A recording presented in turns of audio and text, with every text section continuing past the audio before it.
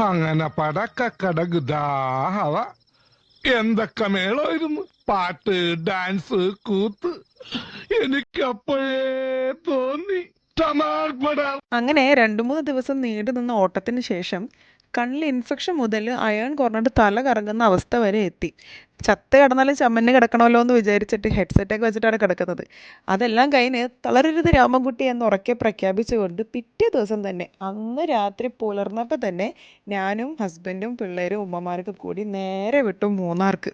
എന്തായാലും കുറച്ച് ദിവസമല്ലേ ഉള്ളൂ, അപ്പോൾ ഉമ്മമാർക്കും ഒരു സന്തോഷം ആയിക്കോട്ടെ എന്ന് വിചാരിച്ചു. പിന്നെ നമുക്കും ഒരു റിലാക്സേഷൻ അല്ലേ. ഈ ദുബായിലൊക്കെ നിന്ന് നമ്മൾ എന്താ പറയുക, വറ്റി വരണ്ട മരുഭൂമികളൊക്കെ കണ്ടിട്ട് ഒരു പച്ചപ്പും ഒരു തണുപ്പൊക്കെ കൊള്ളാമെന്ന് വിചാരിച്ച് നേരെ മൂന്നാർക്ക് പോയി. പക്ഷെങ്കിൽ ആരോ പറഞ്ഞ പോലെ നീ എവിടെ പരിപാടി അവതരിപ്പിച്ചാലും ഇതാണല്ലോ അവസ്ഥ എന്ന് പറഞ്ഞിട്ട് അവിടെ ചെന്നപ്പോൾ അവിടെയും മൊത്തത്തിൽ വറ്റി വരണ്ട് നല്ല ചൂടും. അപ്പോൾ നമ്മൾ ആ പോയ വണ്ടിക്ക് തന്നെ നേരെ തിരിച്ചു. അപ്പോൾ ഇന്നത്തെ വിശേഷം ഇതൊക്കെ ഉള്ളൂ. ബാക്കി വിശേഷങ്ങൾ നെക്സ്റ്റ് വീഡിയോയിൽ കാണുന്നവരെ ബൈ.